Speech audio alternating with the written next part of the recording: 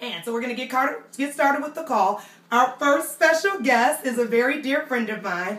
This is Elena Camp. She's a life coach. And I just have to tell you a quick story. This was about 5 years ago. I got laid off. I was getting laid off from my job. I knew it was coming. I had a very negative attitude. So Elena had just started life coaching. And I remember every time she called me, I'd want to talk negativity. And she would never let me. She'd always say something positive, and I'd get off the phone. I'm like, no, I want to be negative. So then every time she'd call me back the next day, I'd say, oh, I hate this job, I hate this. She's like, Jana, it's a wonderful life. If you just visualize, I'm like, this girl is crazy.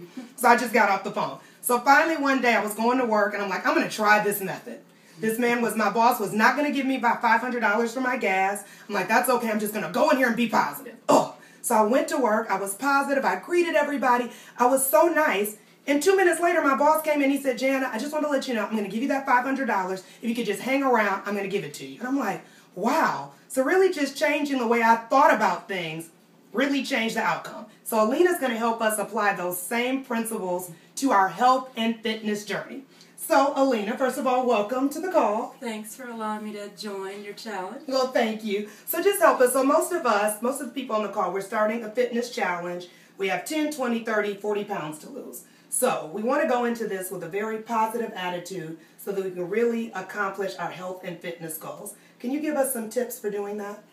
Well, first of all, I want to say, considering you experienced your whole life through the perspective of your physical body, there's really not much that has greater value than achieving your health and fitness goals. And so there's so many benefits from doing that outside of just, having a bikini booty or having the right body and that sort of thing. There's other important things that people have priorities. So it's just important to consider all that. But as far as staying motivated and achieving those goals, what I recommend is for people to identify 4 or 5 things they desire for their body. Whatever it is, write it down, and then write the reasons why you want a six-pack or strong, lean shoulders or whatever it is that's important to you. And that will really serve as your motivation because, number one, you're really clear about what it is you want and the why. And the why is always the motivation. So those are a couple of things I would do to start, just to really remember what's important to you, why it's important, and write it down and let that serve as your initial motivation. And sometimes you might have days where you're not feeling so motivated, but if you remember why you're doing this, then that sometimes will give you that extra push to keep going.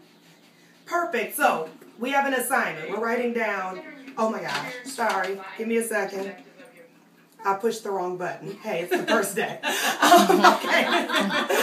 So you have an assignment. Write down your 5 things. And we're going to be launching a new movement next week. So it's important that you have your 5 goals written down. So these 5 goals are what? Health and fitness. What did we say? Things that you desire for your body. And there's obviously going to be health and fitness oriented, but maybe it's not. Everybody's going to be different. But if you write down what do you want to accomplish and why you want to accomplish it, that will serve as your motivation. Because sometimes we think it's the what.